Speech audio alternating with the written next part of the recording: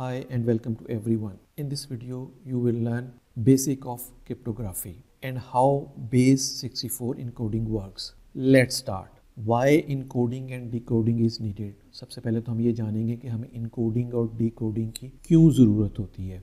Let's suppose if any computer want to say hello to another computer over the network, how does it communicate? Means कि अगर एक computer दूसरे computer को hello message send करना चाहता है तो वो कैसे काम करता है. Computer doesn't transfer the data directly into text. Computer कभी भी जो डाटा है वो टेक्स्ट में ट्रांसफ़र नहीं करते, because computer only no understand करता है जो वो 0 और 1 को जानता है. So the data is converted in binary. So जो डाटा होगा वो हम लोग हेलो का डाटा है, इसको कन्वर्ट करेंगे बाइनरी में. आप h की वैल्यू यहाँ पे देख सकते हैं, ये बाइनरी में कन्वर्ट की है. e की वैल्यू उसने बाइनरी में कन्वर्ट की, इस तरह l l o उसको वो कन्वर्ट करेगा एंड देन फिर ओवर द नेटवर्क उसको सेंड करेगा दूसरे कंप्यूटर को. When another computer receive it, it will decode the data to original format. Binary is converted back to hello. जब दूसरा बंदा उसको रिसीव कर लेता है तो इस बाइनरी को फिर कन्वर्ट करता है टेक्स्ट में और इस तरह उसके पास हेलो का मैसेज रिसीव होता है. Encoding and decoding is needed every day through our communication like text, email, chat. Encoding और डिकोडिंग जो है ऑल द टाइम यूज़ होती है. जब भी दो कंप्यूटर या हम लोग इंटरनेट पे जब भी हम बात करते हैं तो वो इनकोडिंग और डिकोडिंग करके ही कम्युनिकेट करते हैं कंप्यूटर आपस में. वो जो भी टेक्स्ट होता है उसको बाइनरी में कन्वर्ट करता है, फिर उसको ओवर द नेटवर्क सेंड करता है और दूसरी साइड पे फिर उसी बाइनरी को वो कन्वर्ट करके टेक्स्ट में आता है तो उसको वो मैसेज रिसीव होता है. आप जब भी कोई टेक्स्ट करते हैं, आप ईमेल करते हैं, चैट करते हैं, जो भी इंटरनेट के या वेब पेज भी ओपन कर रहे हैं तो वो सारा का सारा काम जो है वो इसी तरह काम करता है. नेक्स्ट हम देखेंगे कि base64 जो है इनकोडिंग कैसे काम करती है. अच्छा, base64 encoding contains a character set of 64 printable ASCII characters होते हैं. The following set of character is used to encode binary to text. ये base64 का टेबल है जिसके अंदर ये कैरेक्टर्स हैं, कैपिटल ए से लेके जी तक. यहाँ पे आप कैरेक्टर दे सकते हैं, ए से लेके जी तक दिए हुए हैं, फिर स्मॉल दिए हैं, उसके बाद स्मॉल शुरू हो जाते हैं एंड देन फिर 0 से लेके 9 तक हैं, देन फिर प्लस साइन है और फॉरवर्ड स्लैश साइन है. और ई जो कैरेक्टर है उसको एक वैल्यू मिली हुई है. जैसे ए है उसकी वैल्यू 0 है और लाइक अगर एफ है उसकी वैल्यू 5 है.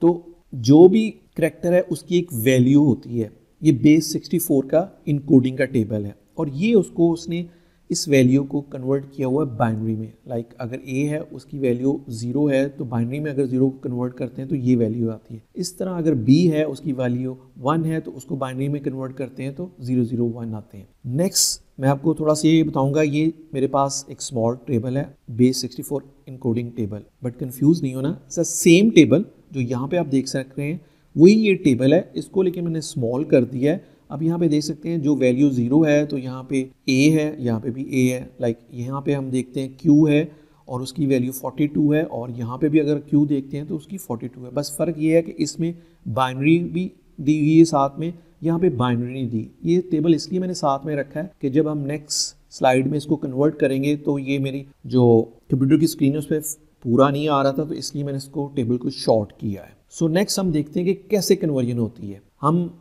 सपोज कहते हैं कि मेरे पास 3 कैरेक्टर्स हैं, मैन, MAN, मैन. इसको हम base64 में कन्वर्ट करना चाह रहे हैं तो सबसे पहले वो क्या करेगा, सबसे पहले वो ASCII का टेबल खोलेगा. ASCII की वो वैल्यू होती है जब आप अपने कीबोर्ड से जो भी प्रेस करते हैं तो वो उसमें जो भी कैरेक्टर आता है वो बेसिकली कंप्यूटर के अंदर जो स्टोर होता है उसकी एक वैल्यू होती है. लाइक अगर A को मैं प्रेस करूंगा वो 97 को स्टोर करेगा, M को प्रेस करूंगा तो 77 की वैल्यू है और अगर N प्रेस करूंगा तो 110 की वैल्यू वो स्टोर करेगा. लाइक अगर मैं यहाँ पे करता हूँ तो उसने M की वैल्यू 77 और A की 97 और N की 110 वैल्यू भेजी है. अब ये जो वैल्यू होती है ये बेसिकली बाइनरी की वैल्यू होती है, इसको फिर वो बाइनरी में कन्वर्ट करता है. जब बाइनरी में कन्वर्ट करता है तो 77 को हम लोग 8 बिट्स में इस तरह लिखते हैं बाइनरी में. इसी तरह फिर A जो है उसकी वैल्यू 97 है, वो इसको बाइनरी में कन्वर्ट करके इस तरह लिखता है और इसी तरह N को फिर वो बाइनरी में कन्वर्ट करके इस तरह लिखता है. अब नेक्स्ट जो है हम इस जो बाइनरी में हमारे पास है अब हम इसको base64 में कन्वर्ट करेंगे. तो वो कैसे कन्वर्ट करते हैं, सबसे पहले क्या करते हैं हम लोग, जो ये 8 बिट की बाइनरी है, इसमें से 6 बिट उठाते हैं फर्स्ट, 1 2 3 4 5 6 और उसको नीचे लिख लेते हैं। ये अब 6 बिट्स हैं सेम ये जो है। अब उसके बाद फिर हम 6 बिट्स चाहिए, तो फिर हम जो रिमेनिंग थी 8 बिट्स में से, उसमें से 2 लेंगे, 1 2 3 4 5 6, इनको लेंगे और इसकी 6 बिट्स बना लेंगे, ये यहाँ पे आ जाएगा। इस तरह नेक्स्ट आएगा, फिर इसको 1 2 3 4 5 6 बिट्स जो है इसकी लेंगे जो रिमेनिंग है और उसको लिखेंगे, तो वो इसको 6 बिट्स बना देगा। देन फिर इसी तरह हम जो रिमेनिंग है 1 2 3 4 5 6 उसको लिखेंगे, तो वो उसको भी 6 बिट्स में कन्वर्ट कर देगा। तो ये अब लोगों ने अभी इसको बेस 64 में कन्वर्ट किया, लेकिन बाइनरी में कन्वर्ट किया। अब हम जो इनकोडिंग का टेबल है उसको लेंगे, पहले तो इसकी वैल्यू निकाल लेंगे। इसकी जो वैल्यू है वो बनती है 19, फिर इसकी वैल्यू बनती है 22, इसकी वैल्यू बनती है 5, इसकी वैल्यू बनती है 46। एंड देन फिर इसको हम लोग जो इनकोडिंग का टेबल है वहाँ पे भी देखेंगे। वहाँ पे जब देखते हैं तो 19 जो है वो बेसिकली T है और 22 जो है वो W है और 5 जो है वो F है, 46 जो है वो स्मॉल u है। तो फिर हम इसकी वैल्यू जो है इसको वो कन्वर्ट करके इसकी वैल्यू ले लेगा TWFU। So in the end जो आपका MAN आपने लिखा था उसको उसने बेस 64 में जब कन्वर्ट किया तो हमारे पास इनकोडिंग वैल्यू ये आ गई TWFU। अब ये जो प्रोसीजर हुआ है इसको मैं आपको वेबसाइट के ऊपर भी दिखाता हूँ, ऑनलाइन करके दिखाता हूँ। ये मैन हम लिखेंगे और आप देखिएगा उसका जो आउटपुट आएगा जब बेस 64 में कन्वर्ट करेंगे तो ये वैल्यू आएगी। ये मेरे पास वेबसाइट ओपन है जो ऑनलाइन है, base64encode.org। इसको मैं डिस्क्रिप्शन बॉक्स में भी डाल दूंगा। यहाँ पे जब आप इसको ओपन करते हैं तो इसके पास 2 ऑप्शन आती हैं, यहाँ तो आप डिकोड करते हैं या इनकोड करते हैं। अभी हम एक्चुअली इनकोड कर रहे थे, तो यहाँ पे मैं लिखूँगा इनकोड की जो वैल्यू है। तो जब मैं इसको इनकोड को सिलेक्ट कर लूँगा और उसके बाद फिर मैं यहाँ पे इनकोड की जब वैल्यू लिखूँगा, लाइक यहाँ पे मैं उसको लिखता हूँ MAN कैपिटल था, AN स्मॉल थे, और इसको मैं इनकोड का जब मैं यहाँ पे प्रेस करता हूँ तो ये थोड़ा सा टाइम लेगा और उसको इनकोड कर देगा। तो ये देखें आपको यहाँ पे उसने सेम वैल्यू जो हम लोगों ने अभी प्रीवियसली आपको मैंने बताई है कि कैसे वो इनकोडिंग करता है, तो उसने मैन को कन्वर्ट कर दिया है।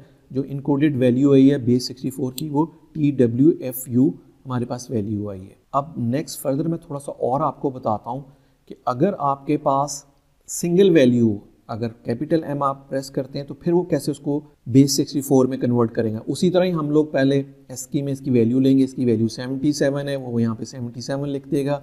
उसके बाद फिर इसको बाइनरी में कन्वर्ट करेगा तो हमारे पास ये 8 बिट्स की वैल्यू आ जाती है। अब इसमें से वो फर्स्ट 6 कैरेक्टर उठाएगा और उसको फिर बेस 64 में कन्वर्जन कर रहे हैं तो 6 बिट्स की जो बाइनरी वो ले लेगा। अब लेकिन हमारे पास रिमेनिंग 0 और 1 2 बिट्स रह गई हैं। अब यहाँ पे क्या करेगा वो, ये तो 0 और 1 ये ले लेगा और प्लस क्योंकि हमने 6 बिट पूरे करने हैं तो रिमेनिंग में हम लोग 0 0 0 ऐड कर देंगे। तो इस तरह हमारे पास 6 बिट और 6 बिट की 2 वैल्यू आ जाती है बेस 64 में जब भी कन्वर्ट करते हैं। एंड देन फिर इसकी जो वैल्यू आ रही है वो 19 आ रही है और इसको जब कैलकुलेट करते हैं तो इसकी वैल्यू 16 आ रही है। और इसके बाद फिर हम इसको वही टेबल में लेके आते हैं जो इनकोडिंग का, जो 19 है वो T है कैपिटल में और 16 जो है वो Q है। हम यहाँ पे जब लिखेंगे तो T लिखेंगे और यहाँ पे जब लिखेंगे Q लिखेंगे उसको उसी तरह।